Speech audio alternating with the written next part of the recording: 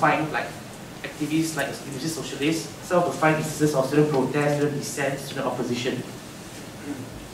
But as I dug into the sources and read into the materials, I began to become very uncomfortable because the data doesn't really fit into the framework of the original narrative that I wanted to write. Then I began to realize that I was being handicapped by several set of blinkers that I had on.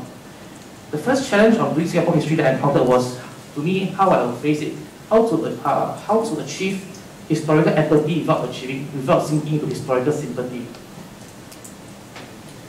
What I mean by historical empathy was how to connect and understand and interpret participants and events in the past without ending up defending or romanticizing these narratives. I think that at the moment we sympathize, the subjects of our study become objectified, usually becoming metaphors of something else, our own present-day agendas. And to reinstate the marginalized narrative of a marginalized group does not entail that we overestimate it, which is a frequent pitfall for students eager to glorify or justify their research agenda.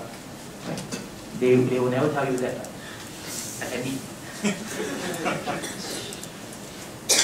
So how did this realization benefit my own research pedagogically? First, it led me to re-examine this analytical category of student activism. What does it entail? What does it encompass?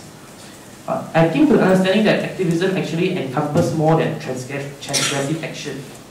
The temptation is to always look for student protest, student dissent, without considering that student activism actually means much more than that. Instead of looking at all these unrest actions that I just showed in the pictures, I could also include non-transgressive facets of student activism within my narrative. For example, student efforts to contribute to the shaping of our national culture in the 1950s, student efforts at community service, which may equally help us to understand the nature and roots of student activism. Today we take the idea of students being engaged in community service as something we take for granted, this idea. However,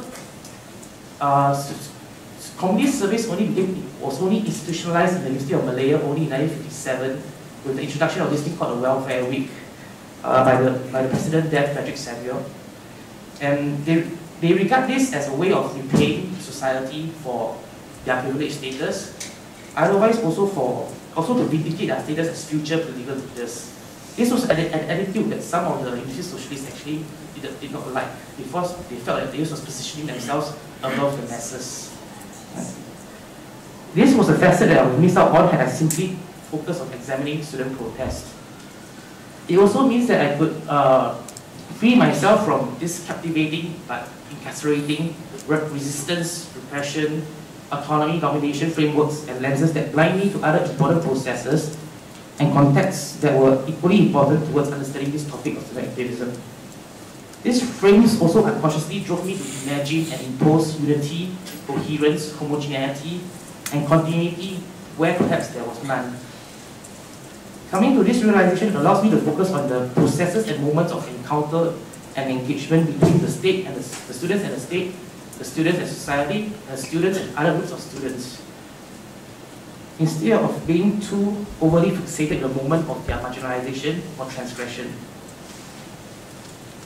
For example, beyond the political marginalization of certain groups of student activists by the increasingly dominant state, we also need to consider the institutional transformation of Singapore's universities, where the shift from a colonial context to a national context exerted different sets of demands and expectations on the identities and roles of these institutions, their staff and members. Why do I think these considerations are important? I would like to suggest that other than the common issues of the availability of sources, the accessibility of these excavated narratives,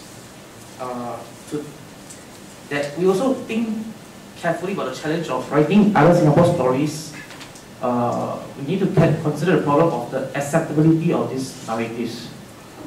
This may sound commonsensical, but as I learned myself, it's actually not.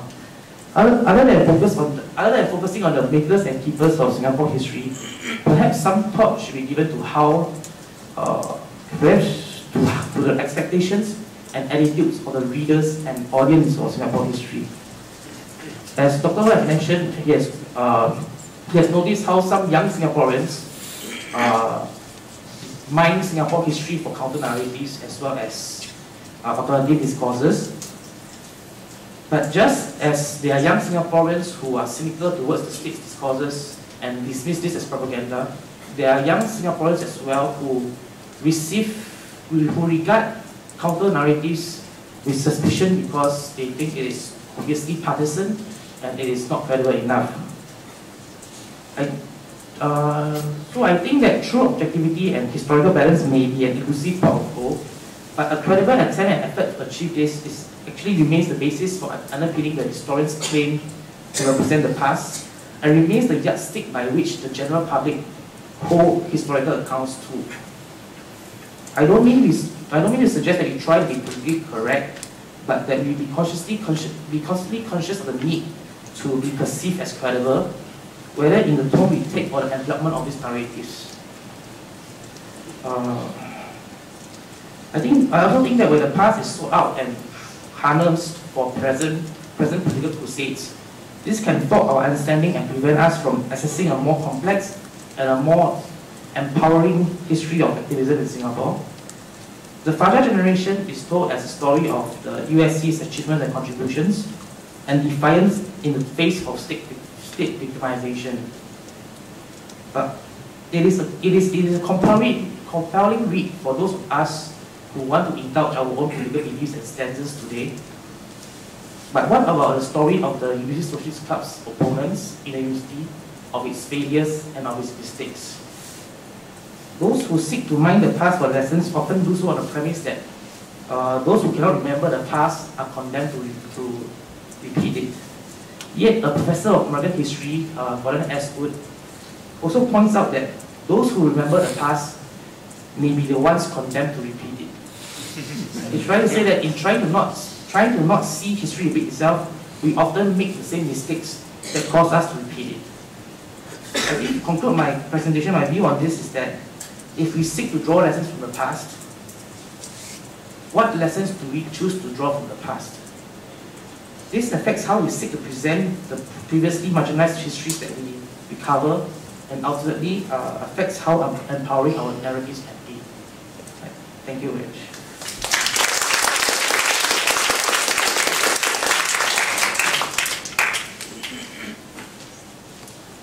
Thank you, Edgar. Our self-confessed lousy graduate student. Let me assure you that having worked with Edgar for a couple of years, that he's far from being lousy. Our next speaker is not self-confessed lousy or anything. Syed Muhammad Khairuddin Arjuni. And Khairuddin is an assistant professor at the Department of Malay Studies at NUS. His recent publications include a book by Routledge on the Maria Hertog riots, colonialism, violence, and Muslims in Southeast Asia. And he also co-edited, together with Derek Heng, edited volume on reframing Singapore, memory, identity, and transnationalism. Khairuddin is going to be talking about alternative histories of Singapore and derivative discourse, ? Khairuddin, please. Mr. Chairman, distinguished guests, friends from the Internal Security Department, if you have tried to raise your hand, ladies and gentlemen.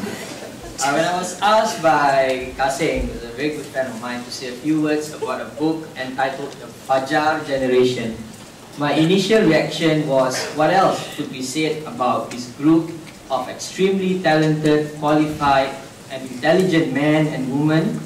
I mean, we all know what they did, and they did what they felt was right, and they faced the consequences for their actions. Yes, they were heroic in the struggle against colonial rule. And yes, they made history by advancing their critiques of the post-colonial regime.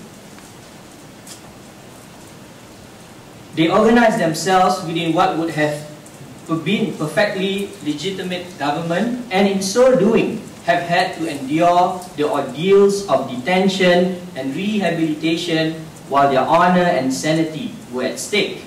What else could be said other than they were losers in the fight for independence? This book, to my mind,